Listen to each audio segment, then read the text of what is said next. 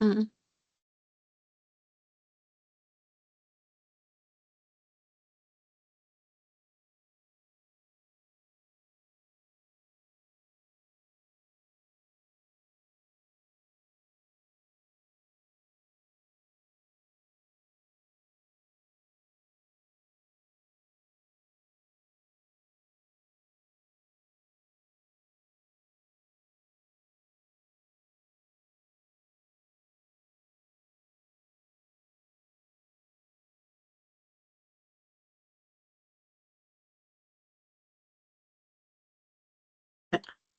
Baik, Assalamualaikum warahmatullahi wabarakatuh. Selamat malam, teman-teman semua. Di sini ada Mbak Mita, ya, ada saya menyapa dulu teman-teman semua ya.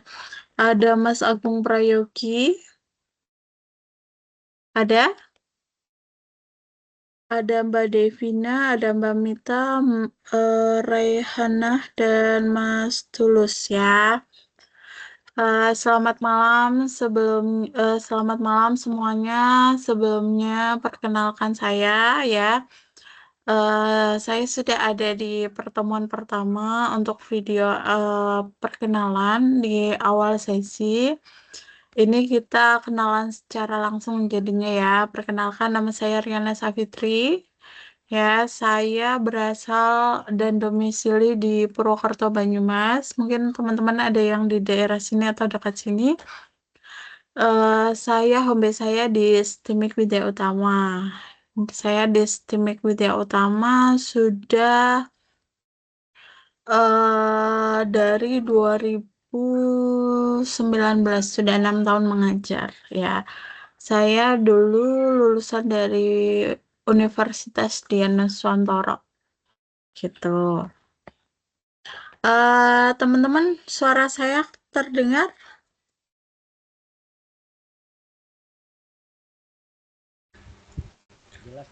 Jelas Ibu. Oke.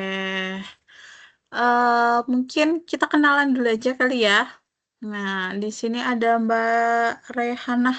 Nah, silakan Mbak perkenalkan nama, alamatnya di mana, gitu.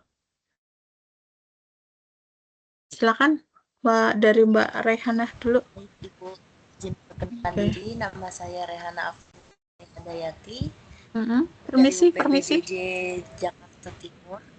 Oke, permisi, bisa on mic atau lagi bekerja nih? Lagi bekerja ya? Lagi di luar sih Bu. Lagi di luar. Oke, dari PJJ Jakarta ya.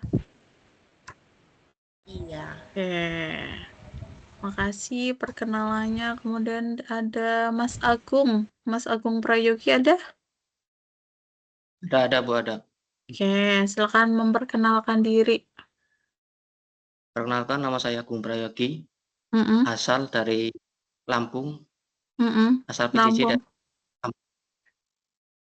Oke, PJJ Lampung berarti ya masuknya.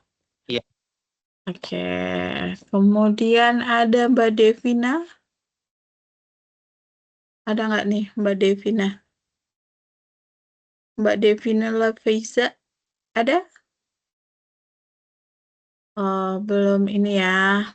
Mbak Mita ada? Mita Santika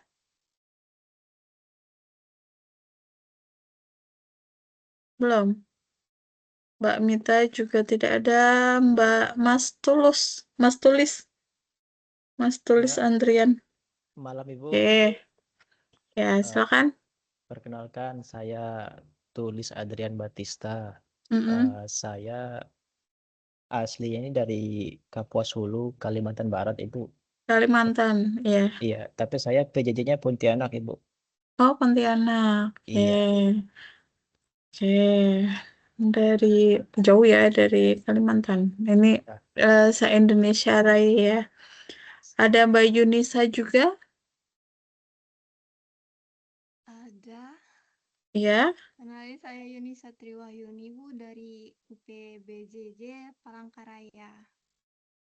Palangkaraya ya. Iya. Oke. Baik, kita sudah sedikit mengenal ya, udah sedikit saling mengenal. Berarti kita sudah saudara ya. Oke, sekarang saya akan mengulas kembali materi inisiasi. Nanti jika di saat saya mengulas materi, ada yang ingin ditanyakan, silakan ditanyakan saja. Kemudian nanti saya juga akan mengulas sedikit tentang tugas. Ya, dari berenam ini ada yang belum mengumpulkan tugas? Ada, Bu. Saya belum. Oke. Oke, nggak apa-apa. Nanti kalau misalnya ada kesulitan, silakan teman-teman bisa chat di aplikasi Outlearning-nya ya. Bu, saya n- nggak nggak bisa misalnya rekam ini atau tidak bisa mendokumentasikannya atau masih bingung tentang flowchart-nya. Silakan teman-teman bisa chat ya, karena chat di Outlearning merupakan salah satu komunikasi antara kita ya.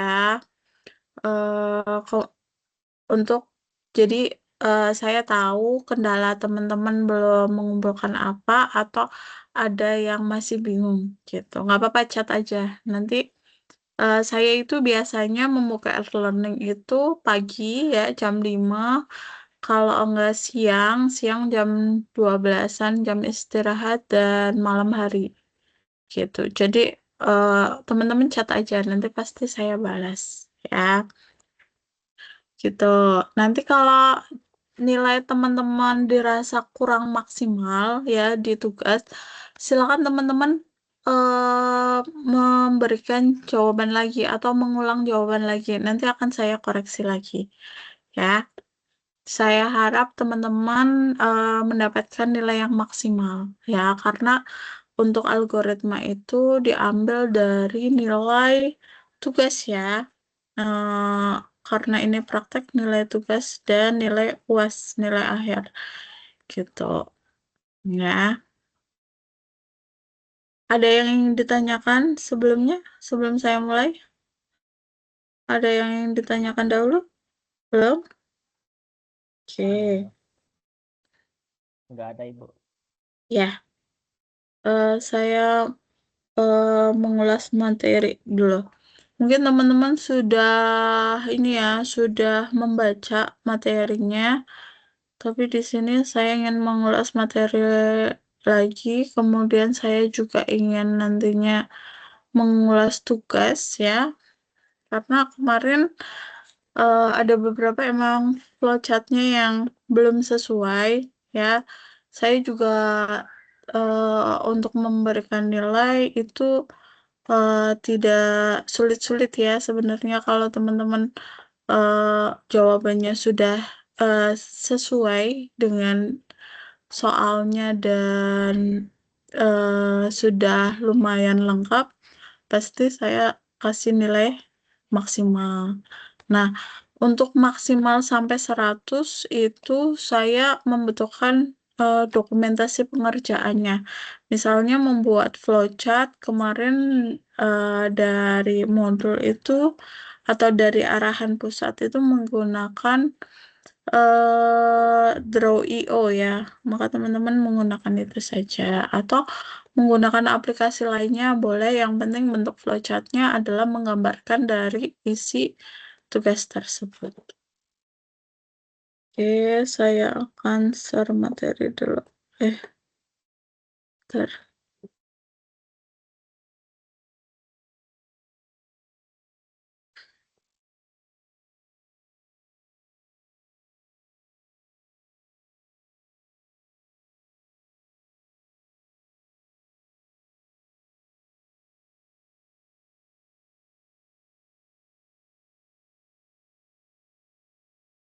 Oh, nggak support ya. Materinya nggak support. Bentar, saya ulang lagi aja.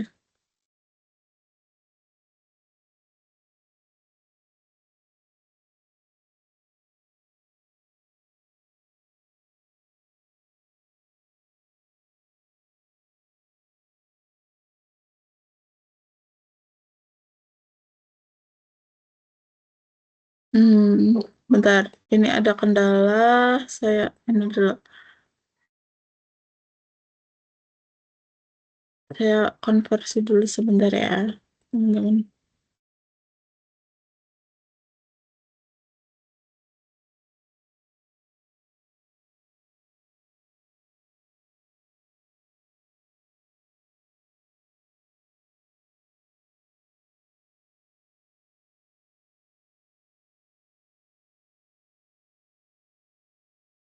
Ini biasanya saya tahun kemarin juga saya mengajar algoritma sama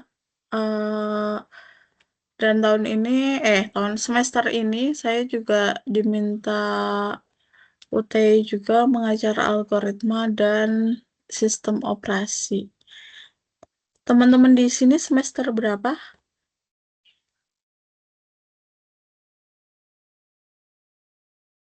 Semester Saya- berapa? Saya semester 1, Ibu. Semester Saya 1 semua ya? Semester 1 juga, Bu. Semester 1. Ada yang semester 1, ada yang semester 3. Gitu ya. Rata-rata bekerja kah? Iya, Ibu. Bekerja ya. Oke.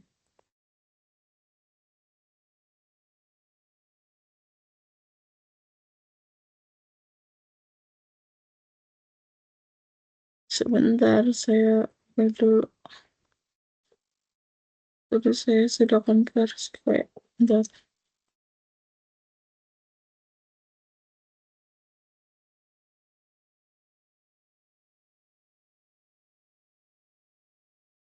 Ini mohon maaf ya, saya lupa untuk ininya, maksudnya dulu ini untuk share itu bisa pakai PPT, tapi ini ada kendala untuk PPT-nya.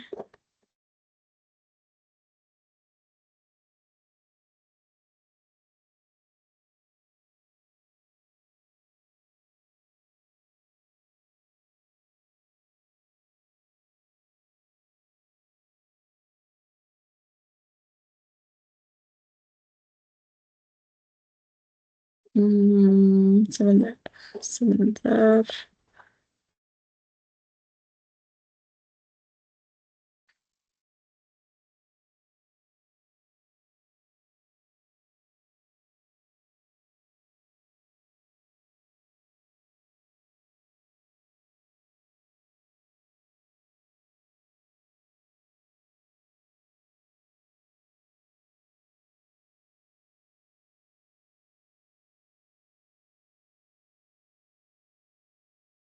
Oh iya, ternyata ini juga nggak kebaca juga menggunakan ini. Bentar.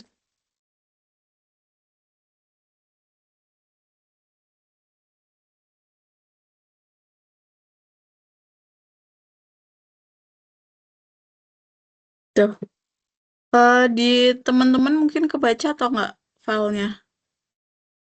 Tidak ya? Tidak kebaca?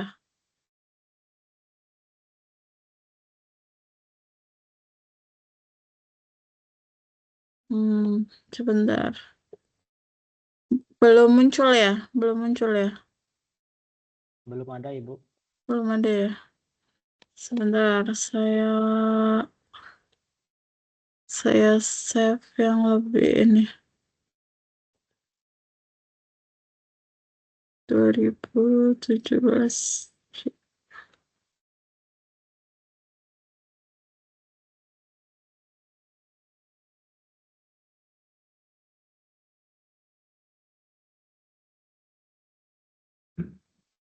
Oh ini sudah muncul ya?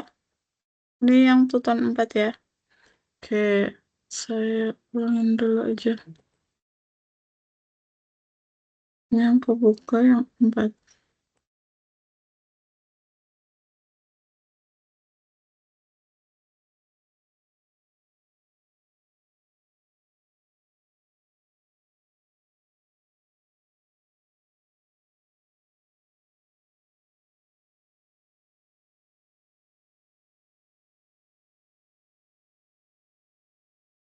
Oke, yang pertama adalah tentang pengantar algoritma dan pemrograman ya. Kemarin kita mempelajari tentang inisiasi Tuton 1. Ya, inisiasi Tuton 1 adalah untuk algoritma ini adalah merupakan mata kuliah inti ya, karena semua pemrograman itu nantinya berpusat dari algoritma. Algoritma itu adalah suatu cara untuk menyelesaikan masalah ya, atau inti dari sebuah program. Jadi makanya di mana mata kuliah ini merupakan mata kuliah inti pada program studi sistem informasi. Nah, mata kuliah algoritma itu juga membahas tentang algoritma dan pemrograman secara detail. Bagaimana ada program, bagaimana kita menyelesaikan programnya, bagaimana kita membuat cara atau implementasi dari program tersebut. Ya. Kemudian mata kuliah ini juga ya mempresentasikan algoritma dalam bentuk flowchart dan progress code. Ya, kemudian untuk bahasa pemrograman yang digunakan itu adalah Java. Kemudian untuk ID-nya adalah pembuatan kode program. SKS-nya ada 3 SKS, kemudian ada praktikumnya. Pada kegiatan aktivitas belajar 1, yaitu pengantar algoritma dan pemrograman komputer. Kegiatan belajar 2, pendekatan umum, desain, dan analisis algoritma. Ini untuk algoritma menurut Al-Khwarizmi adalah suatu metode khusus untuk menyelesaikan suatu masalah. Nah, itu adalah algoritma, definisi dari algoritma. Menurut Donald, ya algoritma ini adalah deskripsi dari suatu prosedur, ya, yang terakhir yang berakhir dengan sebuah output. Ya, jadi bisa dikatakan algoritma adalah prosedur atau cara-cara, ya, sama kayak kita ingin membuat mie instan, ya, misalnya kita mau bikin mie instan tuh.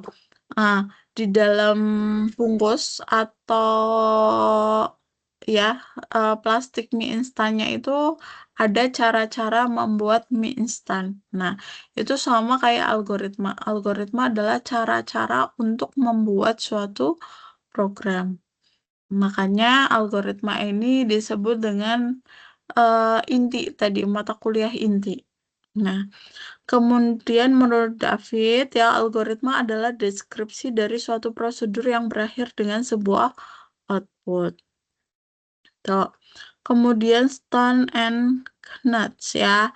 Algoritma adalah seperangkat aturan yang tepat mendefinisikan urutan operasi hingga sedemikian rupa sehingga setiap aturan yang efektif ini jelas hingga sedemikian rupa sehingga urutan berakhir dalam waktu yang terbatas. Kemudian menurut Andre ya, algoritma adalah untuk dipahami sebagai suatu keputusan yang tepat mendefinisikan proses komputasi yang mengarahkan dari awal hingga akhir.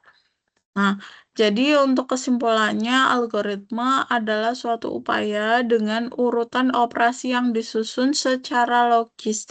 Secara logis itu masuk akal ya. Kemudian dan sistematis untuk menyelesaikan suatu masalah untuk menghasilkan suatu output tertentu. Yang digarisbawahi adalah ada suatu upaya, cara, sesuai urutan, dan menghasilkan output. Itu adalah definisi algoritma.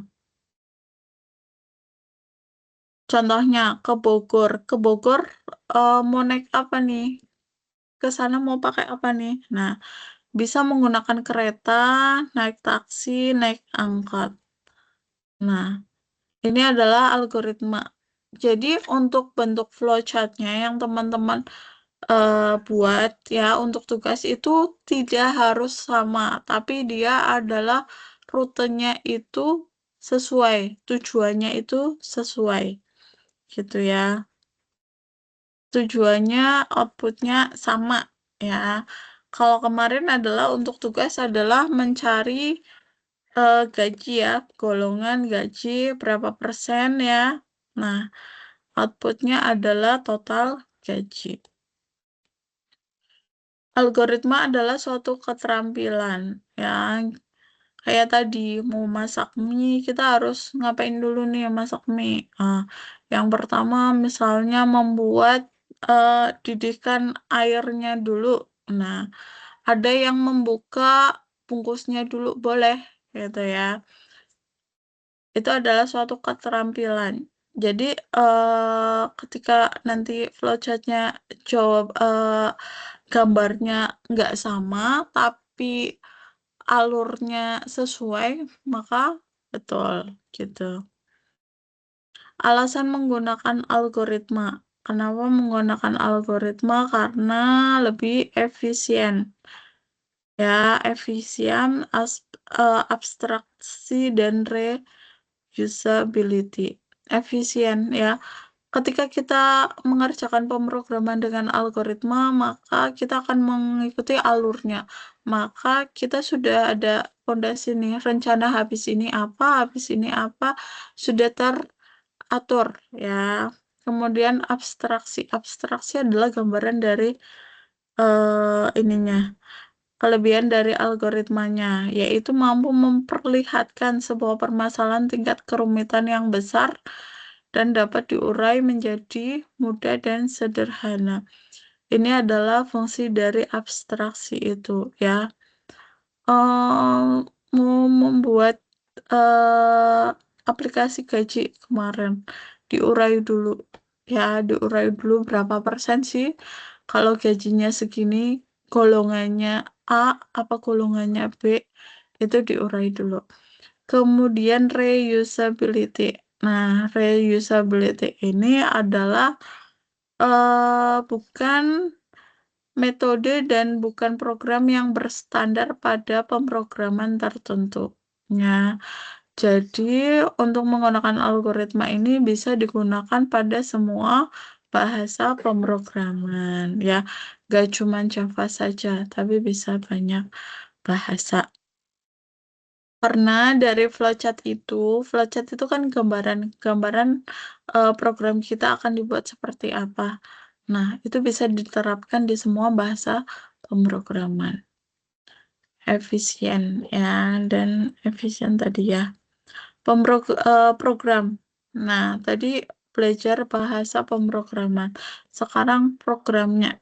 Nah, program apa? Program adalah satu set instruksi yang berkode yang dapat dimengerti oleh komputer untuk memecahkan masalah atau menghasilkan hasil yang diinginkan. Program ini dibagi menjadi dua, yaitu program sistem operasi ya, dan program aplikasi. Nah, program sistem operasi contohnya ada Linux, Windows ya, dan lainnya. Kemudian kalau program aplikasi ada Mozilla, ada Word ya, dan lainnya juga. Jadi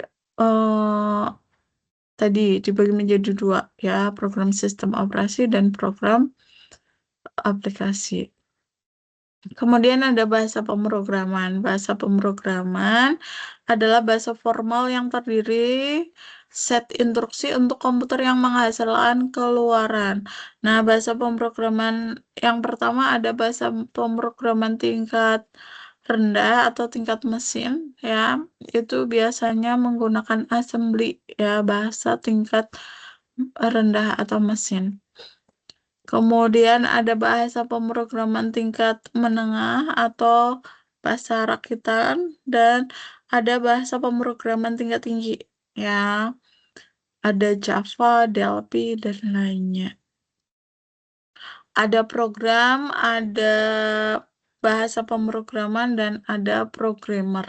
Programmer itu apa? Programmer adalah orangnya, orang yang menjalankan ya. Orang-orang yang secara profesional bertanggung jawab atas perangkat lunak atau dia pembuat aplikasinya. Itu adalah programmer. Dan teman-teman di sini adalah calon programmer ya. Kemudian bagaimana sih menyelesaikan masalah dengan program? Yang pertama kita harus melakukan analisa ya, analisa masalah dan membuat algoritmanya. Algoritmanya tadi ya cara menyelesaikannya. Kemudian menuangkan algoritma ke dalam bentuk program, kemudian mengeksekusi dan menguji program tersebut.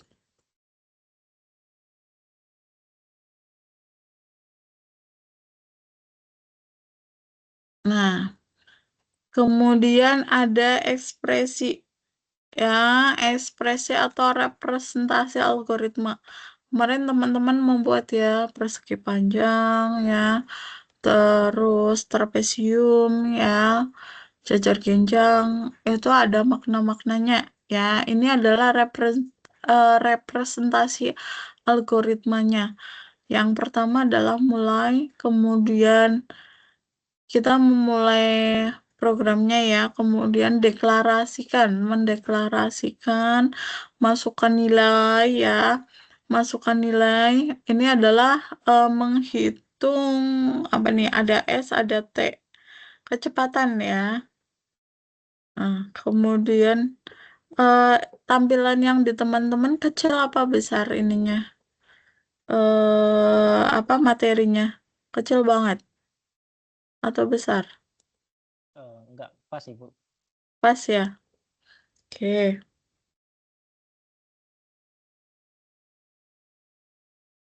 Nah, ini cara menghitung. Kita mendeklarasikan variabelnya dulu, menghitung ya, memasukkan nilainya, kemudian menghitung. V sama dengan S per T, atau mencari A, V per T. Kemudian cetak, selesai. Ini adalah bentuk ekspresi representasi algoritma. Ciri dan manfaat belajar algoritma. Dari tadi kita belajar algoritma. Apa sih manfaatnya? Ya, apa ciri-cirinya? Yang pertama cirinya ada input, pastinya ada output. Ada proses, ada berpola dan logis dalam menghasilkan output. Kemudian proses memiliki instruksi yang jelas, memiliki stopping rule atau titik berhenti. Manfaatnya meningkatkan kemampuan berpikir logik ya, berpikir sistematik ya, mempertajam analisa dan penyelesaian masalah dengan cepat. Jadi ya, kita mampu berpikir secara logik ya, logis. Nah, kalau kita tadi membuat algoritma, pasti kita ada step-step atau tahapan yang masuk akal tentunya, yang harus dikerjakan agar hasilnya adalah, outputnya adalah sesuai yang kita harapkan. Sistematiknya tadi, ya ini logik ya. Misalnya mulai langsung cetak, kan itu nggak masuk akal atau nggak logik ya, nggak logis. Harusnya ada eh, perkenalan variabelnya dulu. Nah, ini adalah manfaat dari algoritma ya. Kemudian berpikir sistematik. Oh, habis kita memasukkan nilainya, kita menghitung. Ya, menghitung caranya apa? Caranya adalah dibagi. Ya, untuk menghasilkan V di sini S per T. Kemudian dicetak. Kemudian penyelesaian masalah dengan cepat. Ya, ini adalah menyelesaikan masalah secara cepat. Ya. Pedoman penyusunan algoritma. Tidak ada aturan baku dalam menyusun algoritma. Yang ada adalah syarat ketercapaian sebuah algoritma, yaitu ada input, output, ya, definite, dan finite, dan efektivitas. Itu adalah syarat dari algoritma. Kemudian yang bab 2, teman-teman sudah membaca buku inisiasi semua?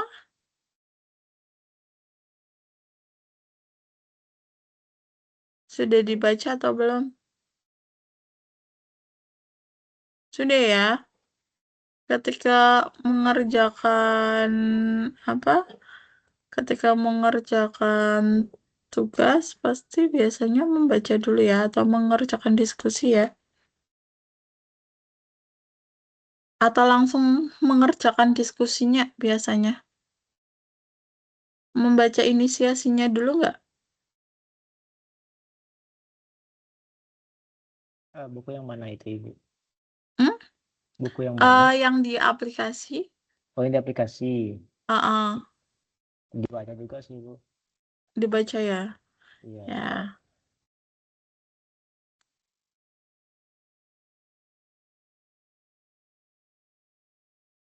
Mana nih materinya? Kemudian inisiasi kedua ya. Di sini sama ya, kita tetap algoritma dan pemrograman, masih pengantar. Yang kedua adalah tentang struktur data, dasar algoritma. Ya, algoritma sekuensial. Ya, untuk struktur dasar algoritma yang pertama ada algoritma sekuensial.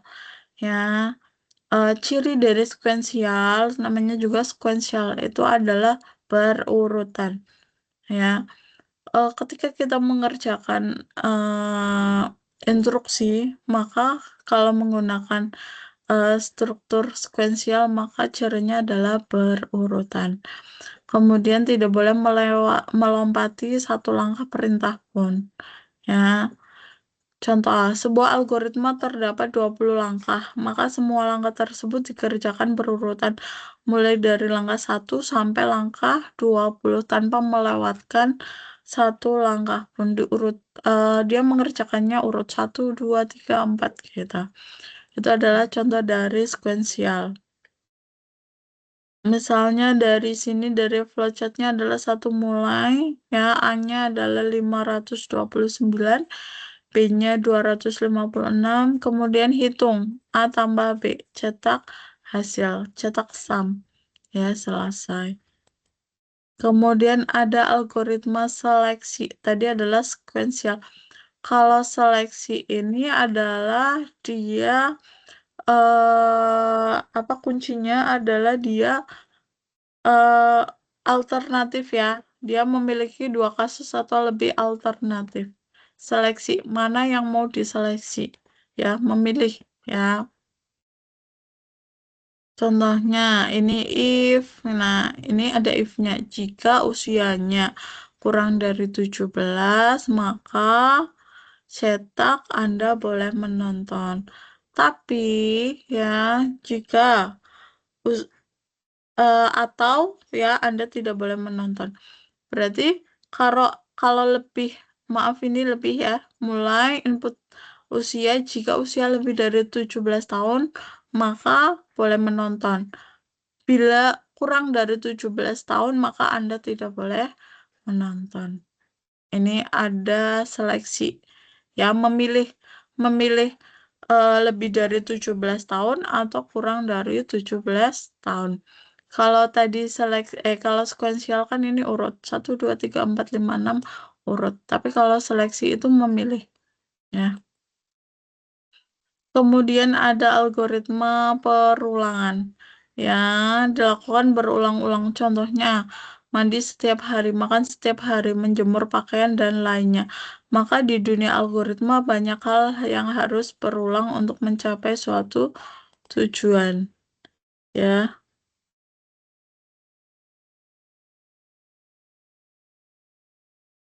contoh di sini. Mulai kemudian deklarasikan variabel A, deklarasikan variabel B, A tambah 1, jika A ya kurang dari B, maka ini ke langkah 7 langsung selesai. Atau cetak A atau ke langkah 4. Nah, ini ada perulangan di sini. Ketika cetak, balik lagi ke sini, balik lagi. Ini. Sampai dia sesuai. Sampai ke langkah 7, yaitu selesai. Diulang, diulang. Tuh. Kemudian untuk materi 3,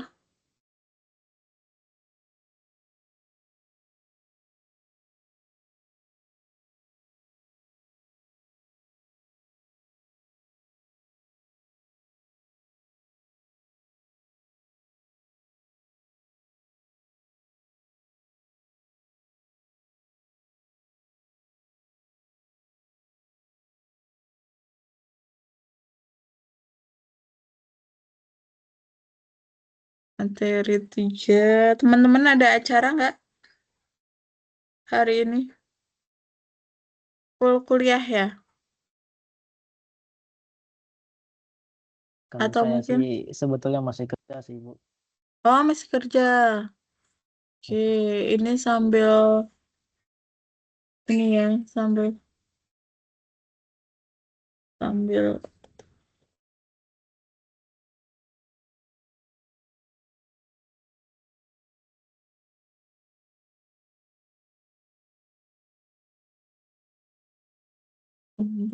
ini materi 3.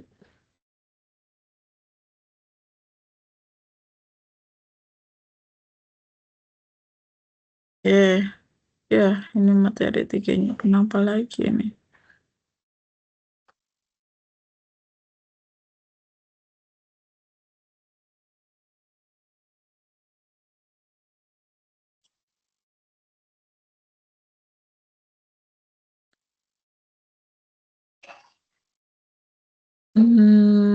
Materi 3. Sebentar.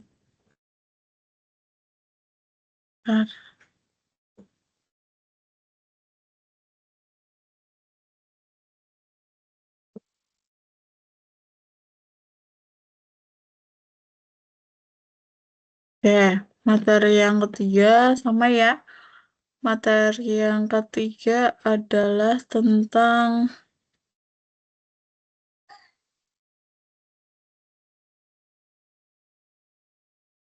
representasi dari algoritma.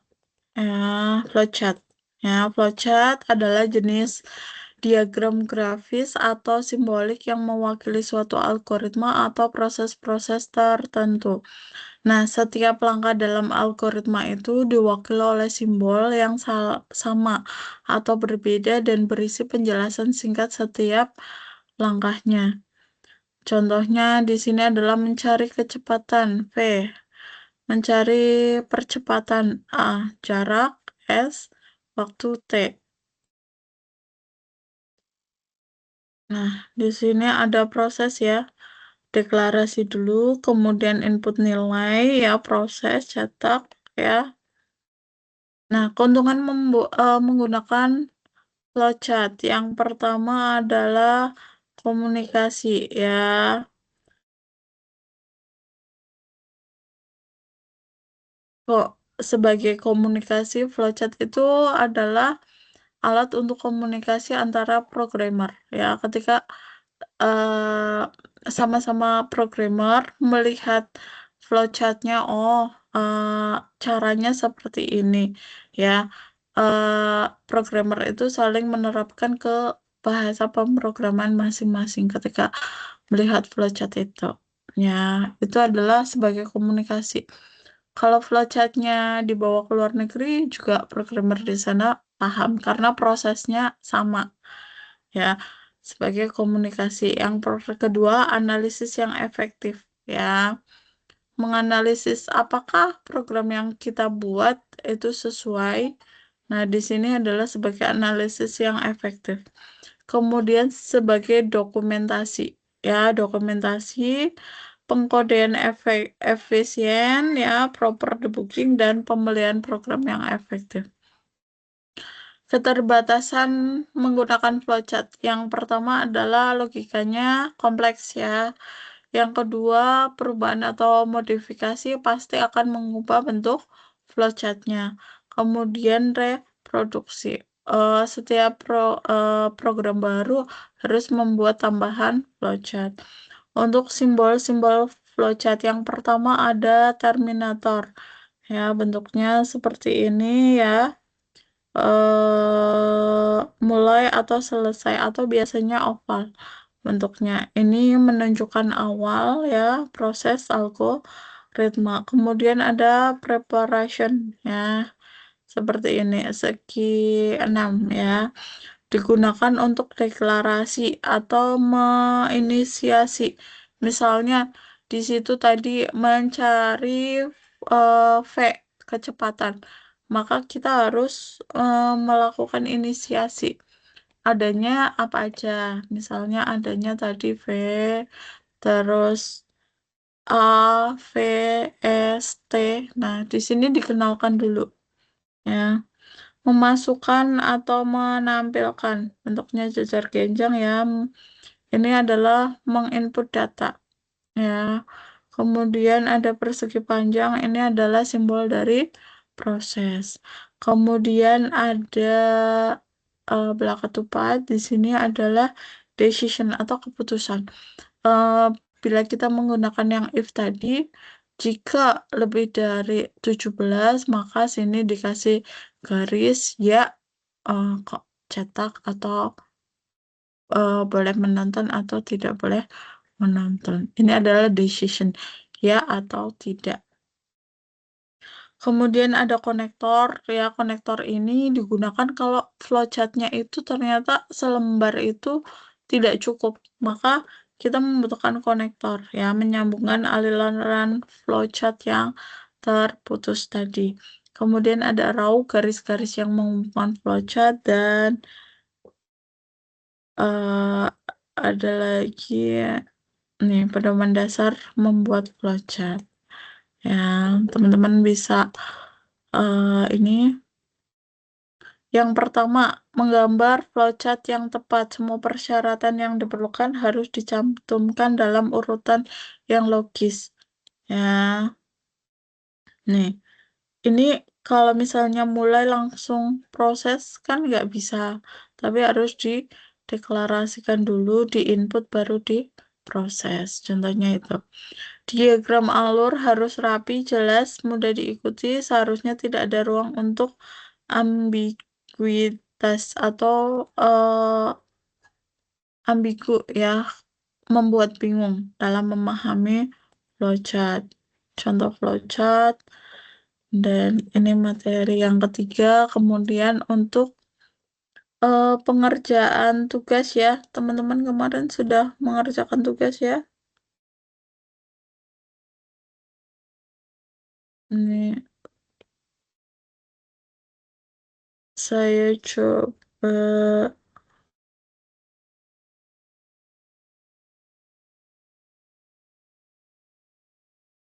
bentar ke Google.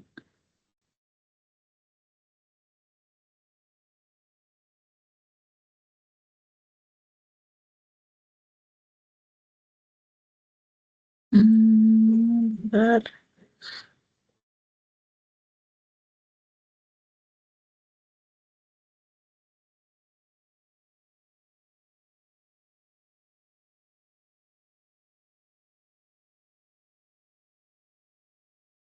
Bentar, mencari dari press. Bentar.